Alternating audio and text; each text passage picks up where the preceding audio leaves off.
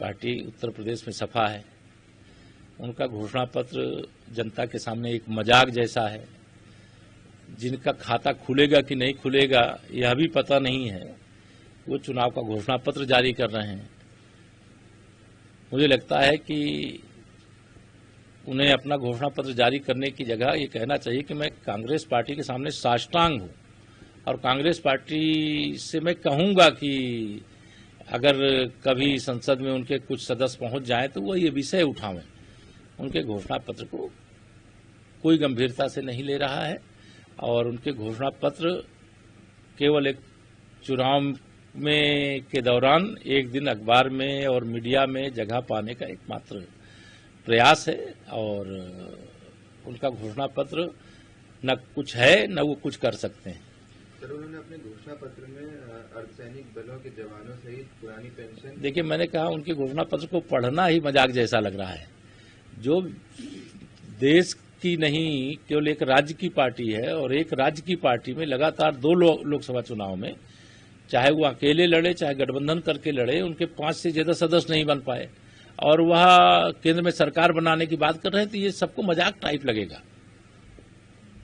Sir, इसी के साथ कुमार आनंद ने मंत्री पद से इस्तीफा दे दिया है और उन्होंने कहा है कि आम आदमी पार्टी का जन्म भ्रष्टाचार से लड़ने के लिए हुआ था, लेकिन आज आम आदमी पार्टी भ्रष्टाचार के दलदल। देखिए, दिल्ली के मुख्यमंत्री श्री अरविंद केजरीवाल जो इस समय जेल में है, उन्होंने राजनीति में नैतिकता को तार-तार कर दिया है।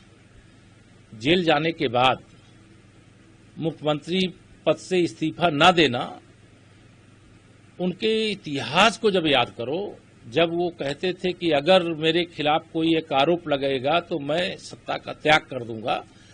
आज देश में अनेक ऐसे उदाहरण हम सबके सामने हैं कि जिनके ऊपर इस प्रकार के आरोप तो छोड़िए, मतलब कोई डायरी के पन्ने में भी लिख दिया था हमारे श्रद्धेय लालकृष्ण आडवाणी जी के बारे में, तो उन्होंने लोकसभा की सदस्यता से तत्काल इस्तीफा दे दिया कि जब तक मैं निर्दोष नहीं साबित हो जाऊंगा मैं सदन का सदस्य नहीं रहूंगा, और उन्होंने इस्तीफा दिया था।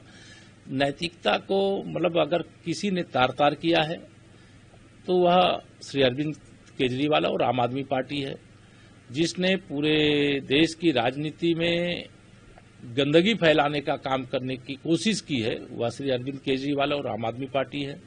और आम आदमी पार्टी अब मुझे लगता है कि कोई उसका भविष्य नहीं बचा है। जो भी उनके नेता बचे हैं केवल सत्ता से चिपके रहना चाहते हैं, लेकिन लोकसभा के चुनाव में भी आम आदमी का सूपड़ा साफ होगा और विधानसभा के चुनावों में दिल्ली को आम आदमी पार्टी के यह जो शासन का इतना दंश झेलना पड़ा, कथनी और करनी का अंतर साफ देखना पड़ा, उससे मुक्ति मिल जाएगी।